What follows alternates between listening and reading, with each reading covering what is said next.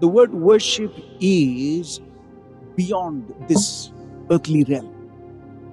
It takes you and transports you to the realm of the spirit. If you have not engaged God there, it's useless, really useless. Don't want. Right? We might as well use our talents to do whatever you want. So the moment we say worship, you need to switch your mind to say, am I engaging with God in the spiritual realm?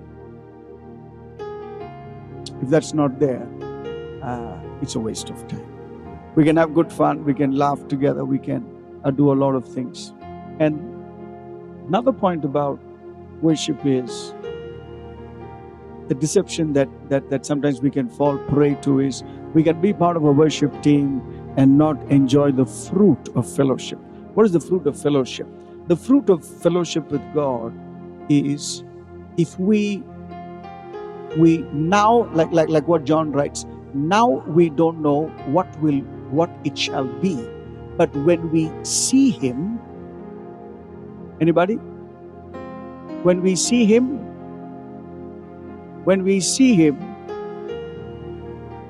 Father, save everybody. When we see Him, anybody want to type? When we see Him, what's the verse? We see Him face to face, sure. What will happen after we see Him face to face? When we see Him, we shall become like Him. What is that word becoming like Him called? Transformation. Very good. Bullseye. Yeah, transformation. So, the essence of our worship practice is transformation. Not our voice. Very good. If your voice gets transformed coming here, that's an earthly benefit. But the highest transformation we're talking about is our heart. Now, what is heart? For those who have listened to me sometime, heart is made up of three things. And I would want to just underline that verse and then we will get on to doing some work in the place. Transformation of the heart. If I claim that I've been in the worship ministry for 20, 25 years, and if you don't see me a bit like Jesus, talk like Jesus, think like Jesus, then I'm not at all a testimony to this ministry. So I stand judged more than all of you for claiming to be in this ministry and not having any essence of transformation. So that's one of the dangers of being in worship ministry. To be there in that place and say, nothing happened to me. So you become so familiar with God and you don't even desire. I call that a Judas syndrome. What is that? You're walking with Jesus not for Him but for something else. Something else. You can see the miracles, you can see all that, but you're an insider. For all you know that meaning. You're working for someone else. What is the heart? What is transformation of the heart? Now this is my favorite verse, shocking verse, pleasant verse, but just for us this evening to get our perspective right. When all is said and done on this planet, one day your name will be called up in the courtroom and boardroom of heaven, not just to condemn, but to rejoice. See, God doesn't delight in condemning. He can do that right now and finish the earth. But that's not the way God does. Now, ultimately, what does God want to showcase you for? If He's going to call your name and put you before countless angels and 7 billion people right now, and then call your name and then you come. And what does God want to showcase from your life? What does He want to display in front of the whole world? And so, 1 Corinthians chapter 4, and verse 5. And in this way we get to know what heart is, and we can also gauge at least a little bit on the process of transformation.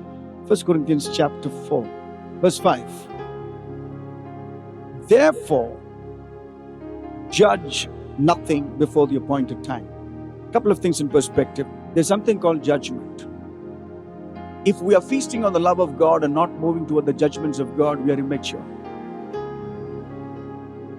If you're feasting on the forgiveness of God and not moving to the judgment of God, that means we have a quasi or haphazard or half-cooked understanding of God. Now there's a verse in Hosea 7:8 which says, Ephraim is like a flat cake not turned over. Now what happens when you eat half-baked food, half-cooked food? Indigestion. It doesn't help you. And so when we have a half flat cake not turned over kind of mindset, we know only a little bit of God, little bit of this, little bit of that. I mean, it's not worth it. It's going to harm you more than help you. Judge. He is the eternal judge. We need to sit and talk about the judgments of God. We need to sit and discuss about what will happen that day. What is the day of the Lord? What is the judgment of God? What is the justice of God? And some of us, we are feasting on one aspect of God, good, but not good enough. And so, therefore, judge nothing before the appointed. So there's something called the appointed time. A time designated for calling our name. There is a day for that.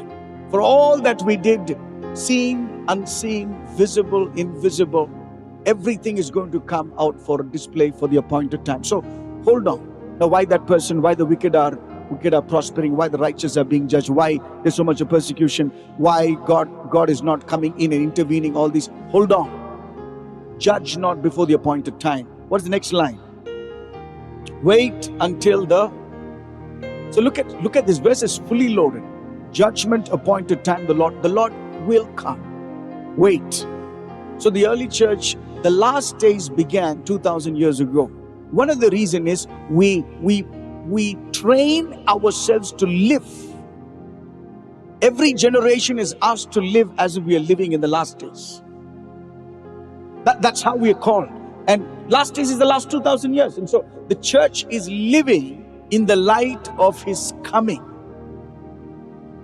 And so we live in that manner. Now, we are not going to take anything. And we all, our life, we have brevity of life. Our life is so brief. Like vapor, we vanish. Like grass, we dry. Like flower, we fade. And we all go back to the dust. And so we got to understand. Second, we need to know that there is an appointed time. Either we meet the Lord will come. Here it is, He comes. Jesus is coming. Live your life as if He's coming. Be prepared as if He will knock the door tonight. Be a wise virgin who knows the bridegroom is coming and the door is going to open and you're going to enter into the glories of the bridegroom. Live in that light. Don't plan to settle down here.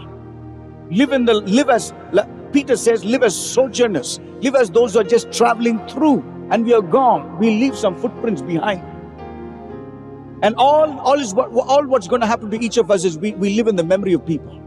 Now, what is the Lord going to do? Look at the next one. He will, when the time comes, listen to this very carefully. When the appointed time comes, when the judge of all the earth is going to open the books, this is what God will do. Look at that. He will bring to light what is hidden in darkness. Wow.